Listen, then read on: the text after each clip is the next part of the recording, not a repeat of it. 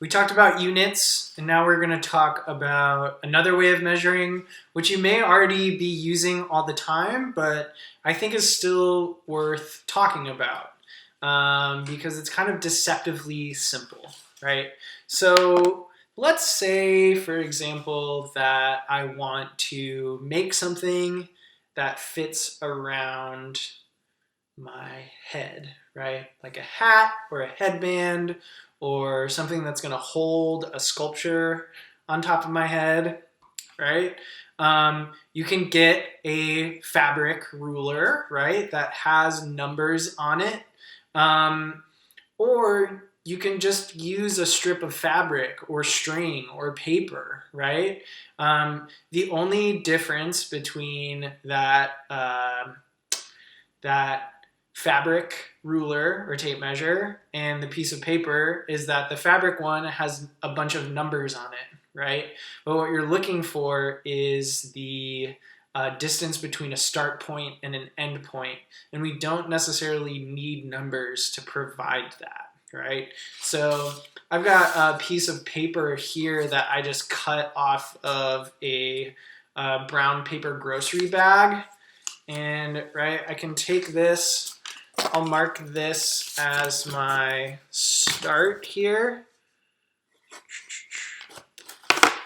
Right, so this is like the starting point of my piece, right? And if I wrap it around, right, I can take that here and right, I'm gonna try to be really careful and not mark a piece, some permanent marker on my forehead. See if I can do it on video. Might happen anyway. Ooh. Right, so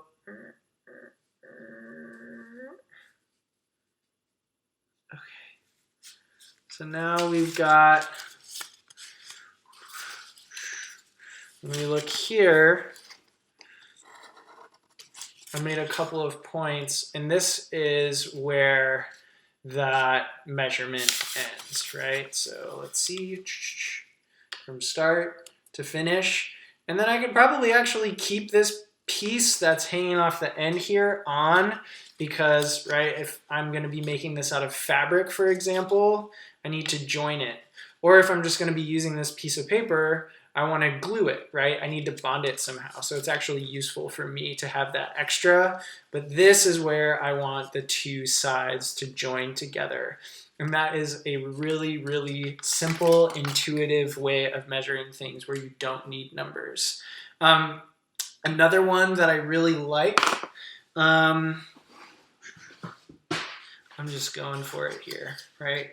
We talked earlier about a box, right?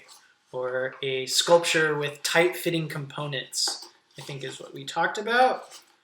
I talked about. And needing to be precise in your measurements about that, right? So I happen to have a box right here, okay? There's a little piece of plexi at the bottom. This is actually part of a camera obscura. So let's say I wanted to make another box to fit inside there that was going to have a pinhole to complete my camera obscura and be able to play around with my focal point. If you don't know about this stuff, look into making camera obscuras. It's a great way to spend your time at home while you got nothing else to do, okay? But let's say I want to get the interior of that box. A really great way to do that is to get a piece of paper on here, right? And you probably did this in elementary school art class. Do a graphite rubbing. I love graphite rubbings. But this is like a really simple way to get that measurement and see what you need, right? So now it's a little bit rough, but you can see I've got a template that I can use now. which is the interior of this. I can cut that out. And then, you know, if I'm using, again, fabric, right? Or if I'm making camera obscura, I might be using like cardboard or something like that. I can use that template to start figuring out the size of the object that I need. And again, that's just a sample. There might be more things that you can think of, different ways of measuring that I haven't presented. But I hope this has been a interesting and generative jumping off point. Go forth and happy measuring.